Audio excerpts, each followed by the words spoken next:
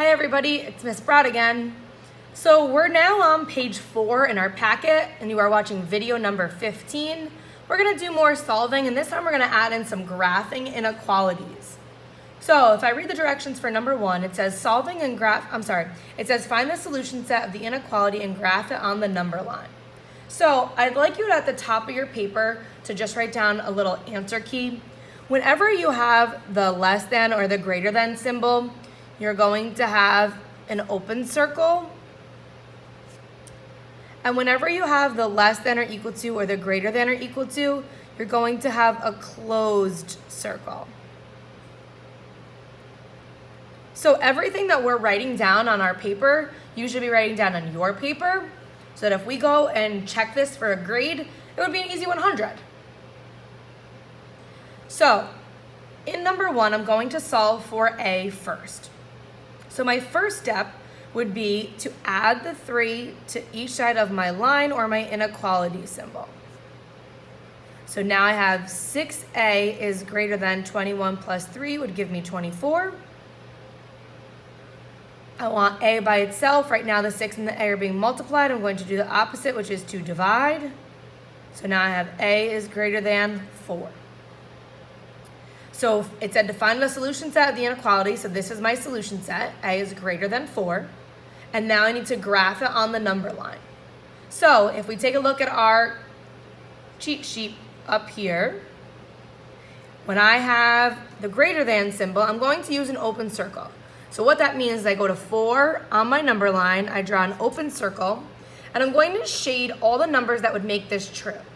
So if I look to the left of 4, this would be 3, then I have 2, 1, and so on. Those numbers are not greater than 4. So I'm not going to shade everything to the left. But if I look to the right, I have 5, 6, 7, 8, 9, 10, and so on. All those numbers are greater than 4. So I'm going to shade that in on my number line. So there's my solution set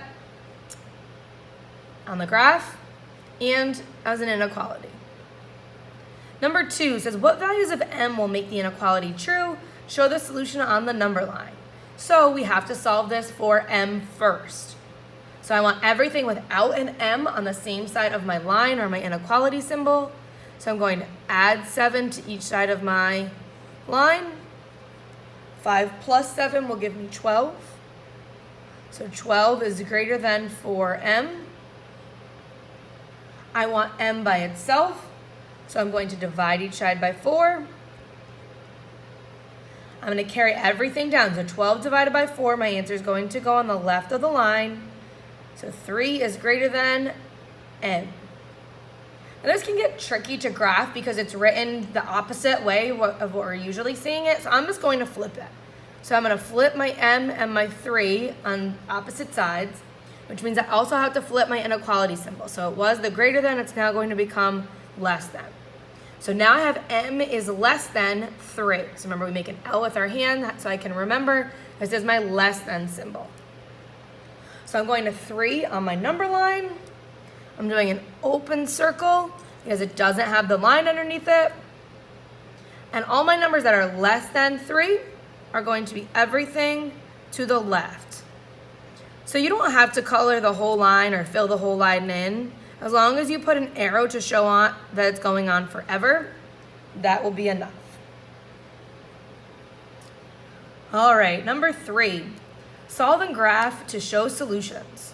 So we're going to solve just like we've been doing. So I want everything without an X on the same side of my inequality symbol. So I'm going to add 45 to each side of my inequality symbol. So now I have negative 15 plus 45 will give me 30. So 30 is greater than negative 3x. I'm going to divide each side by negative 3. So here's what I'd like you to do right now. I'd like you to go over to page 5, and I'd like you to write something down at the top of the paper, and I want you to star it. So you're going to write down on the top of page 5 with a big star, when divide by negative, which means when the number on the bottom is a negative, so you're dividing by a negative, you need to flip or switch the inequality symbol. Okay, so we have a big star next to that. So this is the page you're gonna do on your own, not yet, but I want you to write it at the top of this page so that when you go to do this on your own, you don't forget. So when you divide by a negative, you flip the inequality symbol. What exactly does that mean? Well, if you go back to number 3 on page 4, I have 30 being divided by -3, which gives me -10 as my answer, but I need to flip my inequality symbol. So it was a greater than symbol, now it becomes a less than symbol. So -10 is less than x. So if the 30 was negative, it wouldn't matter.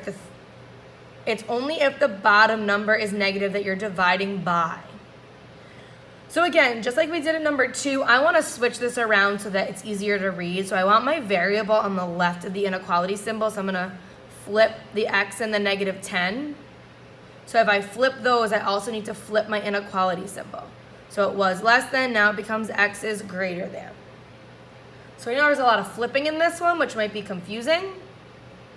So we flipped here because we divided by a negative, and then we rewrote it so that it was easier to read and easier to graph.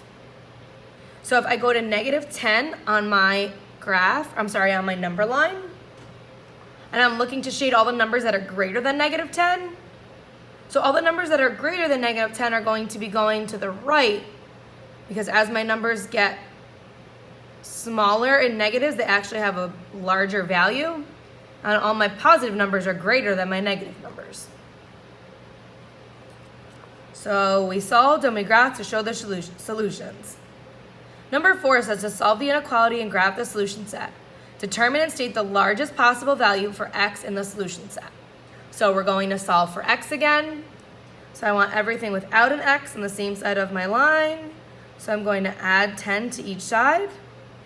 So now I have -2x is greater than or equal to 14. Remember, we want x by itself. So I'm dividing each side by -2. Remember, when we divide by a negative, so when my bottom number is negative, I need to flip my inequality symbol. So 14 divided by -2 will give me -7. So I'm going to -7 on my number line. This time we have that or equal to line underneath. When we have the or equal to line, we're doing a closed circle. So on -7, which is in the middle of -8 and -6, this time I'm doing a closed circle. So I want to shade all my numbers that are less than or equal to -7. So the farther I get away from 0, the lower the value of the number. So everything to the left is less than or equal to -7. So the directions here said to solve the inequality and graph the solution set. We did that. But then it said to determine and state the largest possible value for x in the solution set. So if I'm looking for the largest number to make this true, well, if I plugged in -6, is -6 less than or equal to -7? No, -6 would be greater than -7. So that doesn't work. If I plugged in -8, is -8 less than or equal to -7? It is, but I want the largest possible value. So because we have the or equal to line, that's not the largest.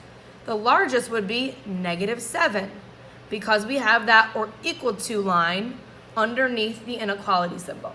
So the answer for the largest possible value of x would be -7. All right, last one here, number 5. What is the solution set for t? So we're going to get everything without a t on the same side of my inequality symbol. So I'm subtracting 1. So now I have -t over 3 less than or equal to 2. So remember, when you have a negative in front of the entire fraction, that means that you could have the top negative or the bottom negative. So right now my t is being divided, we can say by -3. The opposite of division is multiplication. So we're going to times by -3, which gets these to cancel, and I have t by itself. Whatever I do on one side of my inequality symbol, though, I have to do on the other. So on page 5, we wrote when you divide by a negative. We're going to write when you divide or multiply by a negative. So going back to page 5, we're going to throw in or multiply. And that's what we're doing in number 5 on page 4. So we were multiplying both sides of my inequality symbol by -3. So that means I'm going to take my inequality symbol and flip it. So t is now greater than or equal to -6. And even though it just says what is a solution set for t and it doesn't tell me to graph it, we're going to graph it so we get more practice with it. So I'm going to -6 on my number line. We have the or equal to line, or equal to lines mean closed circle. So I'm going to draw in a closed circle. I'm looking for all my numbers that are greater than or equal to -6.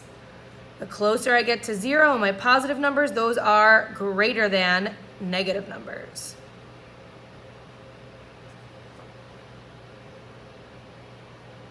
So there you have page 4 complete. Make sure you wrote down everything I wrote down so that if we check it, you're going to get an easy 100. So you right now are going to go and work on page 5. This should be written down at the top of your page. You're working on page 5 and then submitting into a video number 15 picture. Thanks for watching and hope everybody has a great day.